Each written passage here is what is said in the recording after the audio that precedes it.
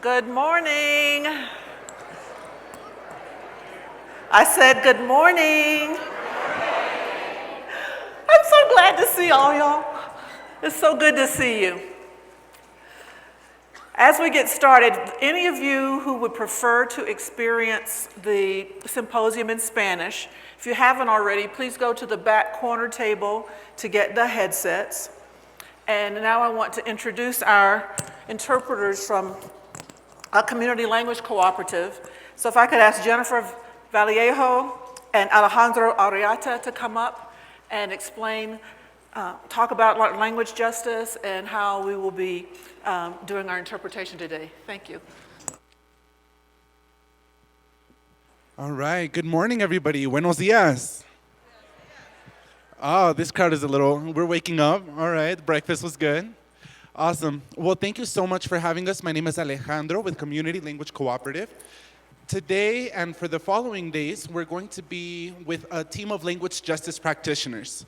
In this space, we really want to submerge y'all into language justice, introduce it to you if you're not familiar with it, and give you a little more practice if you are. Awesome. So we're actually going to be providing interpretation equipment for everyone who's not fully bilingual in English and Spanish.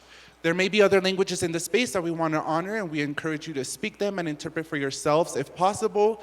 However, we will be here for English and Spanish specifically. On our team, we have Itzel, who is on the mic interpreting right now into English. We have Lynette, who is in the back interpreting for our online portion. We have Diana as well, and Jennifer, who is helping us with all of the admin, fun backdoor stuff. All right, and I'm going to actually invite folks who are monolingual English speakers to also get a equipment piece. Throughout the day, there may be questions and comments in Spanish, and we want to make sure that every word is valued and respected and honored, and we want to make sure that folks are able to participate in the language of their heart. So if you're not fully bilingual in English and Spanish, you do need a headset. And later on, when we break out into sessions, there will be some sessions that will be bilingual, so you'll need it for then as well. So we encourage you to prepare and to have that ready. And then I'm going to switch into Spanish and give us those instructions. Everybody has their equipment? Yeah, so the equipment is on the table in the back. This long table, if Diana and Lynette, if you can raise your hands in the back. So if you see two hands raised in the back, we have interpretation equipment available. And if you have other friends, colleagues sitting next to you, you can just send one person and bring back a couple of pieces of equipment for your table. That would also help us be a little bit quicker.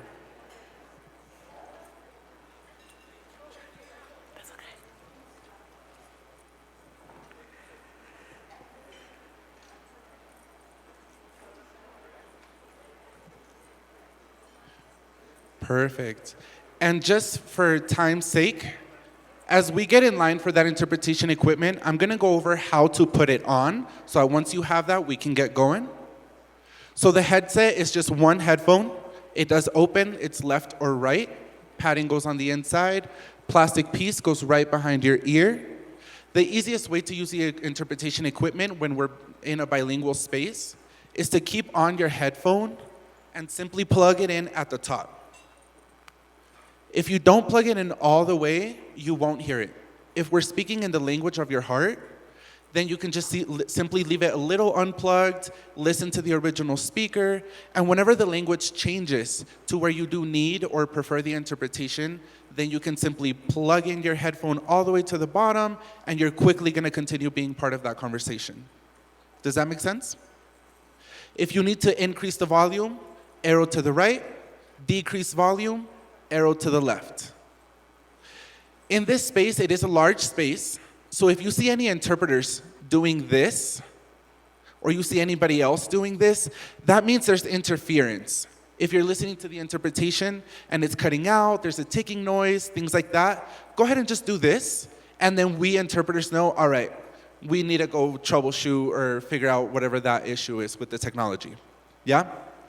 If we're speaking too fast, you might see the interpreters or someone else do this. This means just stretch it out a little bit for us. Spanish can be 15 to 25% longer than English, so it does take us a few more seconds. So if you see us doing this, just get comfortable with your pace. Yeah? If we do this, if we point at our ear, that means we cannot hear you. Sometimes we like to use a mic all the way down here, and it's really, really hard to hear. And you can imagine why it's difficult to interpret that way. So make sure you put it right up to your mouth and you speak nice and strongly, even with a mic. Yeah? Awesome. Well, we're going to be in the back. If you have any questions, please let us know. We're going to continue bugging you about language justice so that we can all make sure this is a great experience, an equitable experience where everybody can participate in the language of their heart and fully be here. Thank you so much for having us.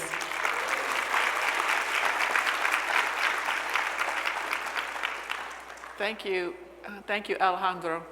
And thank everyone for participating in this because it's important. And I love the concept of the language of your heart, that everyone should be able to participate, live, enjoy life in the language of their heart. And we're very happy to be to have that as one of our commitments. Next, I want to invite Olga Gonzalez to the stage. Olga is the executive director of Cultivando and is the proud descendant of indigenous Yaqui and Otumi people who survived European land theft, Mexican slavery, and forced relocation. She was born in Monterrey, Nuevo Leon, Mexico, and grew up in Los Angeles. She considers herself a child of the Mother Earth and makes her home wherever she plants her roots and her prayers. She has 3 amazing children that she's also raising to be passionate and compassionate warriors for social justice. We take this time to do land acknowledgement because whenever you're in someone else's home, you always respect it. You always acknowledge it. And wherever we go in this land we call the United States, we're in someone else's home. So we want to take that opportunity for the acknowledgement. Thank you, Olga. Adesi, Nanitoka, Olga Gonzalez. Good morning. My name is Olga Gonzalez. I'm honored to have been asked to share land acknowledgement at this year's Health Symposium. The words I will share are a collective voice and not just my own. I'm no one special, but I've inherited teachings from my elders, and so it is with humility I share this honoring with you today. I'm burning some copal, which in my tradition is used to unite the circle. Wherever we are, that is the intention we're setting. In starting today, I ask permission of and give thanks to the ancestors, to Creator, to the 4 sacred directions, and to our Madre Tierra. I want to offer gratitude to the Cheyenne and Arapaho tribes, as well as the Ute, Apache, and all other original peoples who called Colorado their home. As an indigenous Yaqui Otomi woman with roots in what is now Mexico and Arizona, I am also a guest here and want to acknowledge and honor the ancestors of this place. I also want to acknowledge and honor the land itself for providing, for sustaining, and for being the example of how we must live in relation to one another. I honor the ceremonies and prayers that happened here in this place. I honor the traditional names and languages that were once spoken here, the teachings that took place here. I honor the indigenous people who still exist here. By acknowledging our presence, we are a testament to the strength and the resilience of our ancestors and the pride of our people. We all share a historical wound. We must acknowledge the harm that has been caused here in its many forms, whether through genocide, land theft, forced removal, boarding schools, systemic racism, and erasure. By acknowledging these things, we begin to heal. And although we cannot change history, we can create our future. By healing the land, we also heal our relationships to each other. By taking action to address the systemic issues that harm indigenous people today, we begin to demonstrate our commitment to righting the wrongs of the past and to changing the status quo. Gracias, Tlazocamati, Thank you, Creator, for another day of life and for bringing us together for this time to root ourselves collectively to do our trabajo, our work in community today. I thank each of you for being here, and may you all have a blessed day and enjoy the rest of this symposium. Ometeo. Thank you.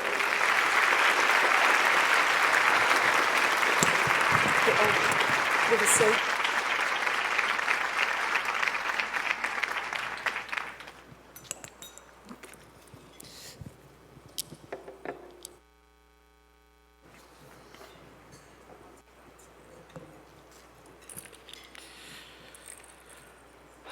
You have no idea how happy I am to see all of you. It's been a long 2.5 years, right? So, find somebody near you and high five them, hug them, shake their hand, something, just say, I'm so glad to see you.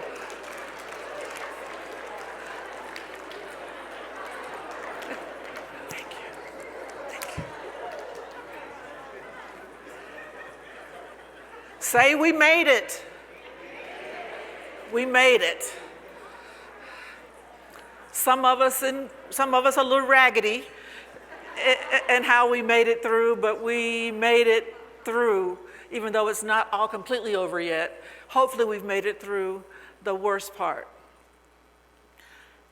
And it would be not honest to recognize and talk about the folks who did not make it through with us these last couple of years. So if you lost someone to COVID, a family member, a coworker, a neighbor, a loved one during COVID, due to COVID, please stand. Wow. And if you lost someone during these last 2.5 years stay standing for a minute. If that wasn't due to COVID, but because of COVID, you couldn't gather to honor them, join the folks that are already standing. Wow. So while we celebrate that we came through, let's take a moment of silence to recognize and honor and lift up our loved ones who did not.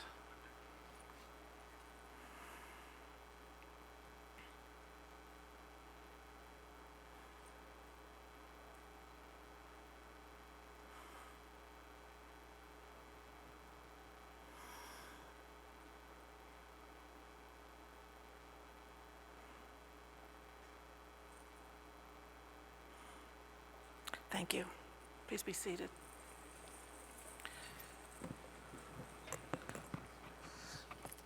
The loss is almost overwhelming. These past 2 years have been more than overwhelming, and we're so glad we could come together, as many of us that can. And over half of you are new. Over half of you are new to the Colorado Health Symposium. So to you, I say, welcome home, because I think by the end of the 3 days, you'll feel like you're home. And to those of you who've been with us for multiple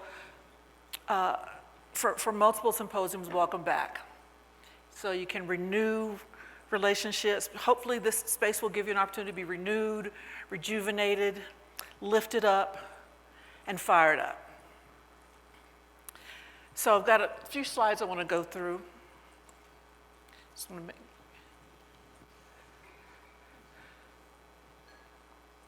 So because so many of you knew, I wanted to just give you just a quick background of who we are as a foundation. Our vision is that every person, every family, every community across Colorado can say we have all we need to be healthy. And so what our work is around trying to bring health in reach for everyone, particularly those for whom it is the furthest from reach. And COVID made it almost seem even further from reach for so many folks. The three things that guide everything we do is that we do everything with the intent of creating health equity. We are committed to being in service to, for, and with Coloradans who have less power, less privilege, less income, and those who, and we prioritize Coloradans of color. And I'll talk about that in a moment. And then we're informed by those very communities that we want to serve and help lift up and help them bring health and reach for themselves. And as we go through these few days, you'll see evidence of all three of these things. And so those of you that don't know us that well, or those of you that do know us, we've decided this evening we're going to do a pop-up town hall. So it'll be from 7 to 8 in Gray's Peak room, which is on one of the main hallways, so that some of the things I'll share this morning I won't have time to go into detail with. You can come and ask questions about it, hear more about it, ask your own questions about the work of the Colorado Health Foundation. Happy to provide that space. We just don't have the time to do it in this form because we have so much to offer you. All right, so we haven't seen you since July of 2019. So what have we been up to in that time? We've been up to the same stuff you've been up to. We, March 10th or whatever day it was when the world shut down, we shut down. We were among the privileged who were able to do our work from home and work virtually. Some of you had that same privilege, and many of you did not. Many of you frontline workers had to continue to go and serve your clients, your patients, your guests, and we thank you for that because we know you put yourselves in harm's way not to do that. So we're working from home, and I have to tell you, it wasn't just working from home. We have an organization with a lot of parents. So it wasn't just you're trying to work from home, you're trying to have daycare at home, you're trying to be school teacher at home, school teacher, bus driver, lunch lady, everything. Those of you that have young children that were at home, I bow down to you because I don't know how you did it. And if you were a single parent, I really don't know how you did it because you were doing triple, quadruple duty. So it wasn't just as simple as for me with children who are pretty much out of the house to just work from home. Or as my therapist explained to me, I wasn't working from home, I was living at work. And that was not healthy, but I never figured that out. I was not one of those people who, people took up knitting and they painted and they learned to cook. Every habit I developed during COVID was dysfunctional. Did not serve me well, still paying for it. But I hated it. Hated it, and developed all kinds of bad habits. And that was part of my struggle during COVID. And I know for every person in here, we've got a different story of a different struggle. So then we had the murder of George Floyd in the summer of 2020, and then the racial reckoning that began across the country. Then also in 2020, we had a little election. Then right at 2021, we had an insurrection that we're learning more and more about now. In the meantime, housing prices just kept doing this, and inventory did this, right? As I talk to so many of you that are executive directors of nonprofits or CEOs of nonprofits, the housing crisis hit you square in the face because of your staff. You not being able to pay them enough to afford to live nearby. Them getting pushed further and further and further out, or leaving. Leaving because of burnout. Leaving because the cost of living was too high. Leaving because some other organization could pay them 40% more than you were able to. And all of those things have impacted all of us. So it's not just what happened to us individually with COVID, it's what happened in the world around us. And now we got a war. It's not our war, but everything's connected. So of course, the war with Ukraine and Russia is affecting us.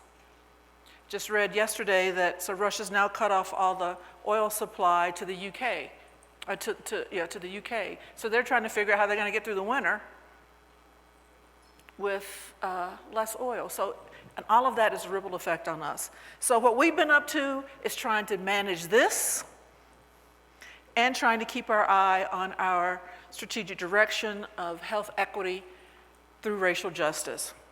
But one of the things we were able to do during COVID is we've deepened and finalized our deepening of our equity agenda. So instead of having a broad equity agenda, we did move to an agenda of health equity through racial justice. Happy to talk more about that tonight at the town hall, but I want to spend a minute on this with everyone here, because the number one question we get, what do you imagine the number one question we get is what?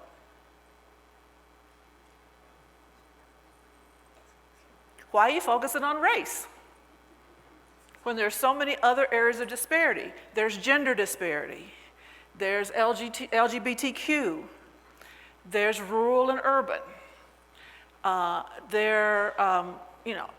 and on, folks living with disabilities. And all of those things are true. But the reason we have chosen to focus on racial justice is because there is the centrality of race. So if you want to work on the greatest inequities, name it, the greatest inequities in education, the biggest gaps are amongst people of color. If you want to work on the greatest equity in healthcare, the biggest gap is amongst people of color. If you want to talk about women and children, the biggest gaps are amongst women and children of color. LGBTQ, the biggest gaps, the greatest inequities are amongst LGBTQ of color. So there is the centrality of race. So that is why we focused on health equity through racial justice. Now, the next question I won't go into as deeply now, but I'm happy to talk about tonight, is we're in Colorado, and particularly rural Colorado, where the population is predominantly white. Have you forgotten about white folks who live in with low income? And the short and emphatic answer is absolutely not. And don't have time to go into that now, but hopefully if you want to talk about that tonight at the town hall, we'll be happy to do that. Then we also, one of the things, as we were kind of pressure testing, let me back up for a moment. These are the areas that we think we can have a role in disrupting systemic racism. We are not naive enough to think that philanthropy in general or the Colorado Health Foundation in particular can eliminate systemic racism. But we know we have a role to play. So these are the areas in which we think we are uniquely able to have a niche in helping all of you advance the work you're doing in racial justice. And you'll see evidence of that, or of these levers in the content that we're going to have the next few days. But as we were pressure testing these concepts with many of you, part of the feedback we got was, well, how are you going to hold yourself accountable to this? How are we going to know, and how are you going to know if you're living up to what you're promising? So we decided, okay, we're going to make some public accountabilities. And these are the 7 public accountabilities we've made around the makeup of our staff, the makeup of our board, where we invest the 95% of the money that we don't distribute every year, having a great portion of that money managed by women and people of color investment firms or in key decision-making roles, that half of our funding would be to programs serving at least 50% people of color. And back to the question about have you forgotten about white folks? Well, if 50% are going to organizations that serve 50% people of color, where's the other 50% going? Right, to organizations that aren't serving 50% people of color. So that's part of the accountability. So you can see these accountabilities that we're holding ourselves accountable to. And we started in December this year. We post, on our website, it's under the About Us section. I think it's called Holding Ourselves Accountable. So we were publishing these data against these 7 accountabilities annually. So these are just some examples of what you'll see. But we will update that at the end of every year. It's available for anyone to take a look at. So we want you to know the things that we're going to be holding ourselves accountable to. So that's kind of what we've been up to. So now that brings us to today. So why are we talking about the status quo has got to go and changing the game? It's exhausting. It's frustrating. It's futile to play a game that's designed for somebody else to win. Right? So we want to change the game. We want to change the game to make it so that everyone has a chance to win the game. And that's the game of good health. That's the game of good access to education, access to all the things that we need to create a healthy community and a healthy life.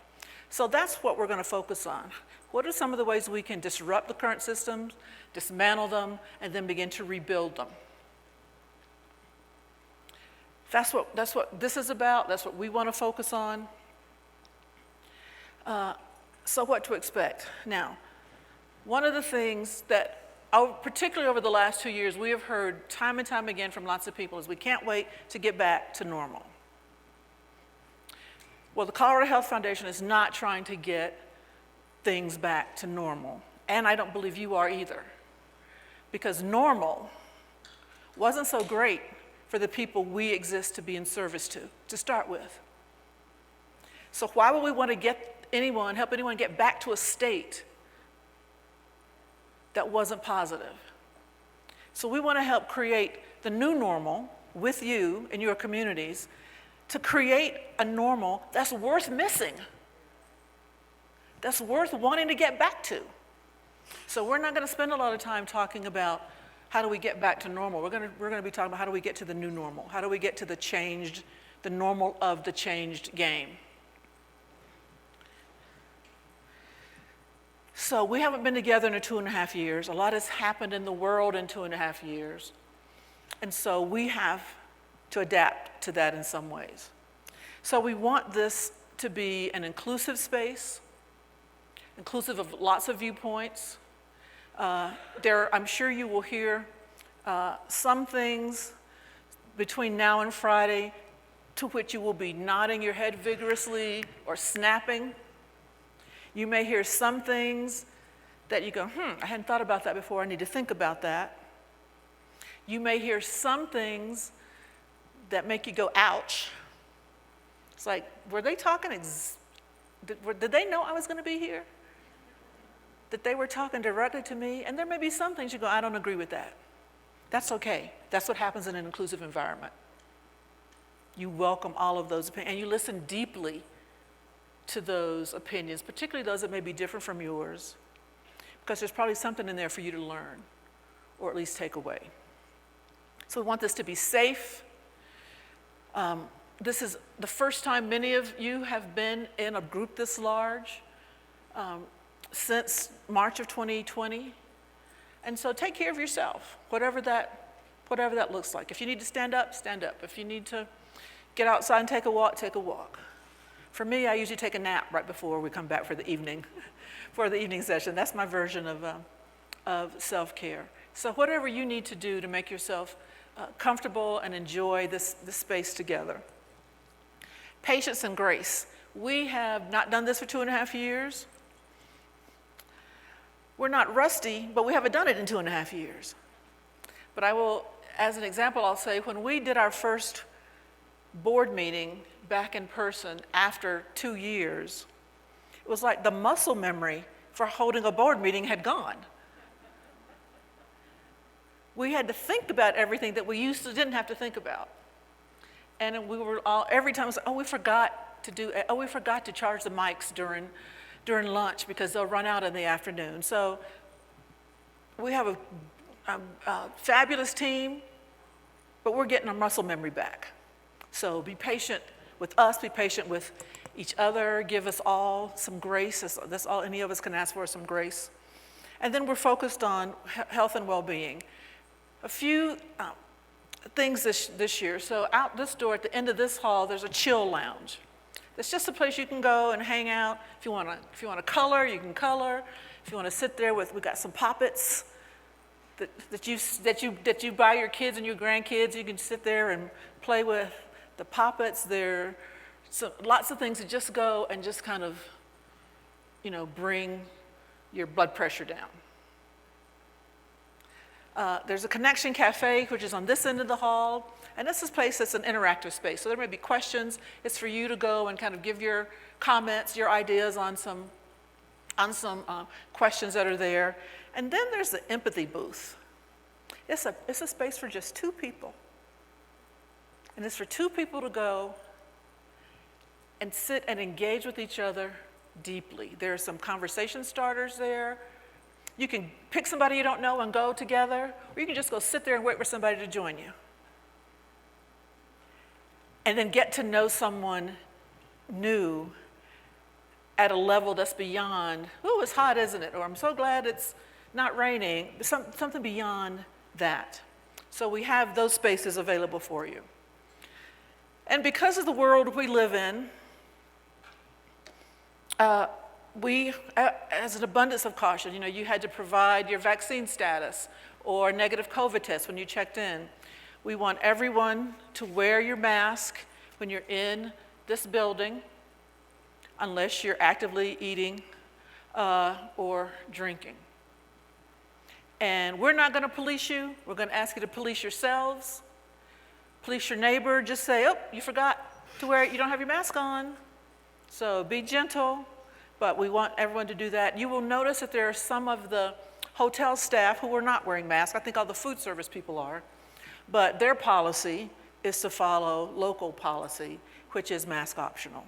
So you'll see some Keystone Resort staff that won't be wearing a mask. You got a box of 2 COVID tests when you arrived. We ask everyone on the honor system tomorrow morning before you come in, take a COVID test. If you test negative, come on over. If you test positive, there's a email on our website. It's CO Health Symposium at coloradohealth.org. Email them, let them know, and then they'll follow up with you to move on to the next steps. But don't come over if you test positive. Stay put till somebody contacts you. And name badge, which I am not wearing at this moment because it clinks around and messes with the microphone. But part of is everyone wear your name badge, then we know you belong here. Because this is a very accessible building. We only want the people in this building who have registered and who have been invited to attend. Those of you who've been here before, it's just that whole corridor is just a whole wall of windows and doors. In the past, all of those doors would be open, would be unlocked. This year, because of the world we live in, unfortunately, we had to think about this. There are only a few doors that are open from the outside. I think they're the doors that are directly in front of the registration area. You need to come in through those doors. Now, you can get out through any door, but we're limiting the access to a few doors that's always being watched. And again, unfortunately, hate that we have to think about those kinds of things, but in this world we do. And then no weapons. It's one of those things that kind of goes without saying, but again, in this day and age, you may have to say it.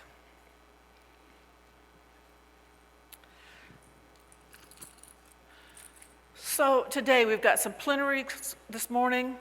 And because it's about game changers, we wanted to do more there. So there'll be several panels in the morning instead of just one plenary person. We'll have some plenary speakers, but there'll also be some panels that are a mixture of both local Colorado folks and some national folks, because we want to give you the perspective of what's happening in our state in the game-changing space and what's happening nationally that we can draw from and learn from. After that, we have lunch, then our afternoon exchange sessions this afternoon, and then we have Zumba that Kathy Phelps is going to be running for us, and Olga is going to be doing a healing circle for us. The opening reception is at 6 tonight, 6 to 7:30, and we'll have the town hall from 7 to 8. So I think I'm going to look to my team to say, did I miss any of the kind of detail I needed to share with folks? Okay, I got a thumbs up, okay. So again, enjoy being back together. Be safe with each other, be safe with one another. I think we will, as I said, we will provoke you in some ways. Sometimes we'll affirm or reaffirm what you're already doing and thinking. We may challenge what you're doing and thinking, but it's all in the service of learning and changing the game so that everyone has a chance to win.